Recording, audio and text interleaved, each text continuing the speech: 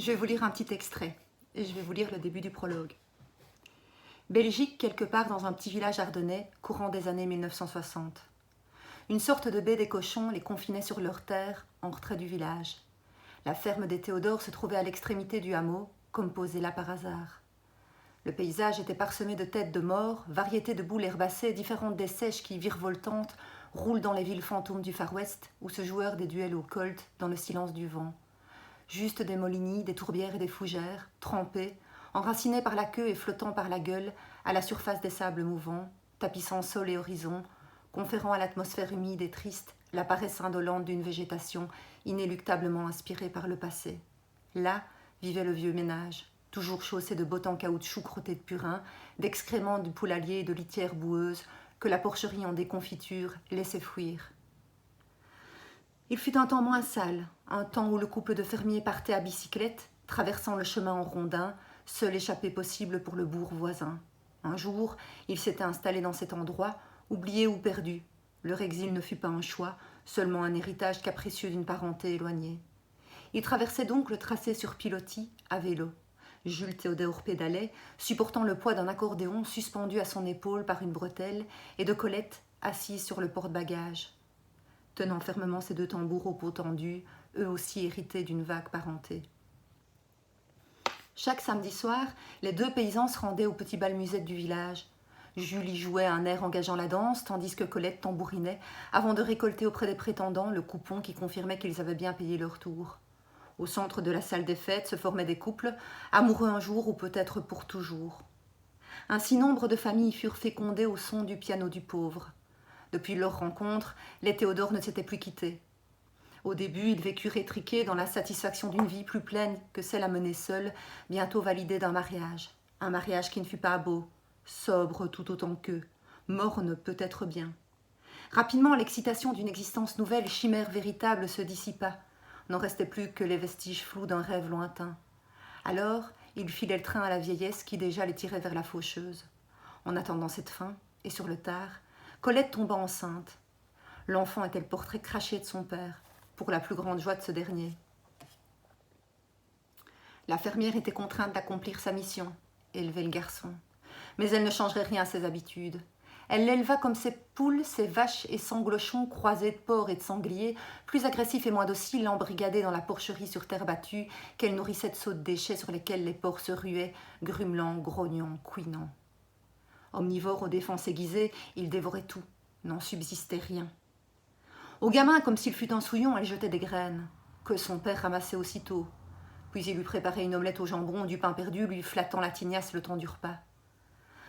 C'est vrai, le jeune loup ressemblait à son père, et la ressemblance indisposait sa mère. Les craquements de son ventre, vergetures et amas graisseux infiltrés sous la peau, elle les leur ferait payer. Lui l'avait engrossé, et sa progéniture en avait profité pour se développer en elle, tel un cochon de lait. Progressivement, mais sûrement, une folie tyrannique prit ses assises dans l'esprit de la fermière. Elle devint abjecte. Elle était devenue moche. Jamais elle ne fut belle, mais baisable tout de même. Des fanons pendouillants et une peau rougie de son vin de pissenlit la transfiguraient encore. Objectivement, elle était laide, et sa laideur la rendait méchante. Parfumée au fumier, rotant sans précaution et saoule la plupart du temps, la vieille était autant gênante que dégoûtante. Le temps des bals musettes était révolu, enfoui dans l'échancrure d'une terre poisseuse et pâturée. Résolu, Jules se contentait apparemment du seul bonheur prodigué par son fils, qu'il tentait de soustraire à l'acerbité maternelle.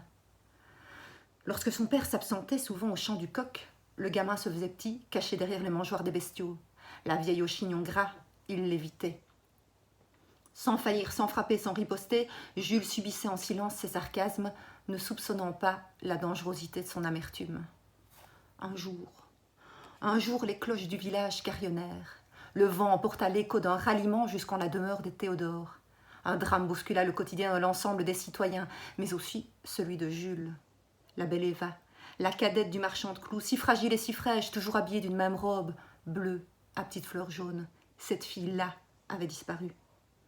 Traqueurs et chiens, tous furent rameutés, aucun suspense, ni suspicion ni accusation. Assurément, elle s'était perdue lors de sa balade dominicale. La robe bleue aux petites fleurs jaunes obligeait les battus au travers des vastes étendues mélancoliques et désolées. Mais la lande était connue pour ses secrets. Et les nuits et les jours de recherche conduisirent à la résolution qu'elle dut être avalée. soit par un loup, soit par le marais, y enseveli à jamais. 3 semaines plus tard, sans dépouille, eurent lieu ses funérailles. Les gerbes à peine fanées que le village reprit ses activités. L'action évinçant la douleur du deuil. Tous, même le marchand de clous, finirent par accepter la mort d'Eva. Tous, sauf Jules. Cette résolution communément admise ne parvint à tarir son obstination à la retrouver. Nul ne savait que l'homme persévérait, seul. Il arpentait et quadrillait le territoire, traversait la vase perfide, encore et encore refusant de l'oublier. Il rentrait la nuit tombée, les genoux gonflés d'une marche ardue. Ses pérégrinations ne permettaient pas l'oubli. L'oubli de ce sourire charmant qu'un jour la jeune lui offrit, alors qu'il lui acheta un pain à la boulangerie du Bled. Elle y était pâtissière. De ce premier sourire, Jules décida que le pain devait dorénavant être frais du jour. Jamais il n'eut l'idée d'une quelconque fornication, bien plus beau.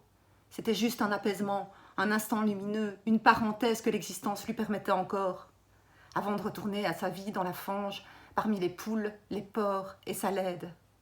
Chaque jour, il se rendait à la boulangerie. Chaque jour, elle lui souriait. Il ne faisait rien de mal, il n'avait rien fait de mal, et pourtant, c'est bien lui qui provoqua cette fatalité, mais il l'ignorait. Un matin, tandis qu'il descendait l'escalier de sa chambre, Colette l'attendait à la table du déjeuner, lui ayant versé une tasse de café. Depuis bien longtemps, elle ne lui versait plus son café. D'ailleurs, la méfiance aurait repoussé le breuvage sur le soupçon qu'elle les sucrait de mort au rat. Depuis bien longtemps, il se passait de toute conversation. Or, ce matin-là, lui tendant son épuisette, elle lui dit « As-tu des appâts ?» La question cruelle lui cogna le cœur. Ça dit qu'elle sous-entendait que la pêche serait vaine et à la fois lui révélait savoir son amour secret. Puis elle ajouta « Eva vient de mourir et toi vas-tu le faire ?» Jules ne moufta pas. Il enfila son parka et partit s'enfoncer dans la brume fumante des Hautes-Fagnes. Comme si sa mégère le lui avait indiqué, il se dirigeait vers la croix des fiancés. Il empruntait une très ancienne voie, détrempée par les intempéries jouxtées de haies d'épicéas. À la baraque Michel, un relais de marcheurs, il poursuivit en direction de Hockey jusqu'à la borne 151. Là où cette croix fut plantée, là où un douanier prussien découvrit les corps de 2 fiancés à la fonte des neiges de l'hiver 1871. Selon la légende, les 2 jeunes gens furent pris dans une tempête de neige, la tourmente faisant rage, alors qu'ils s'en allaient quérir les documents nécessaires à leur mariage à la mairie du territoire voisin. Dans le corsage de Marie était glissé un mot, écrit par François. « Marie vient de mourir, et moi je vais le faire. » Sur le chemin du retour, bredouille évidemment, Jules ressassait ce que Colette lui avait balancé. « Eva vient de mourir, et toi vas-tu le faire ?» Chacune de ses enjambées était accompagnée d'un « la salope » serré dans ses dents. Ainsi, jusqu'au retour, 25 000 la salope se succédèrent, ce qui, en définitive, le soulageait peu. C'était seulement une manière d'extérioriser sa colère avant de passer le seuil de leur bouge où l'attendait son fils pour lequel il souhaitait garder son sang-froid. Mais Colette n'en démordait pas. De son fauteuil à bascule où elle tricotait, elle le narguait. Cette soirée-là, elle ne railla pas, juste elle le regardait d'un air qui savait. Avant de monter se coucher, elle lui tendit un seau de résidus de toutes sortes. « Les porcs ont faim !» Elle aurait pu le charger de cette tâche en journée, mais casser son confort l'amusait assez. Ses bottes vertes et sa vieille casquette, il sortit au dehors, guidé d'une bougie. Il s'avança vers la porcherie et jeta nonchalamment la pitance dans l'enclos bourbeux. Les verras déboulèrent pour engloutir jusqu'au dernier détritus. Jules se redressa et se cogna au coin piquant du toit de tôle. Se frottant la tête pour atténuer la douleur, son regard se perdit dans la ruée porcine. Aidé par la lune, il aperçut une chose accrochée à la boucle de marquage. Percé dans le cartilage d'un des sanglochons, sur l'oreille de celui-là, semblait s'agiter un petit morceau d'étoffe. Il tendit sa bougie au milieu des groins pour mieux voir. Son visage compris, il se liquéfia. Le tissu était de couleur bleue à petites fleurs jaunes. 3 mois plus tôt, et contrairement à ses habitudes, le couple s'était rendu ensemble chez le boulanger. Elle avait négocié le prix unitaire de ses œufs avec le commerçant, il avait acheté un pain. Ce jour-là, Colette avait vu le sourire. Surtout, elle avait vu le bonheur de Jules. Les jambes molles, il rentra de la porcherie. D'une main fiévreuse, il saisit le grand couteau de cuisine d'ordinaire utilisé pour désarticuler les agneaux, emprunta les escaliers jusqu'à la chambre de Colette, alluma, elle se réveilla. Il brandit l'arme. D'un ton narquois et ce furent ses derniers crachats et lui dit « Enfin, tu en as dans le pantalon !» Il la frappa 7 fois. « Il ne faut pas pleurer ce qui n'est plus, mais être heureux pour ce qui a été, » disait Marguerite. Jamais il ne regretta la dépendance à ce sourire. Il savait qu'il ne pouvait en être heureux que s'il acceptait cette dépendance plutôt que de la regretter. Finalement, où qu'il soit, cette dépendance lui tiendrait chaud. Derrière ces barreaux, condamnés à vie, les choses avaient bien changé par rapport au passé et les belles avaient été détruites. Mais Jules Théodore ne les pleurait pas, au contraire, il chérissait leurs souvenirs. Ainsi jamais il n'expliquait à quiconque les raisons de son rapuce assassin. Même aux marchands de clous, il préférait laisser imaginer le sourire d'Eva embraser la lande que de ternir le souvenir de ce sourire par une faim dans la baie des cochons.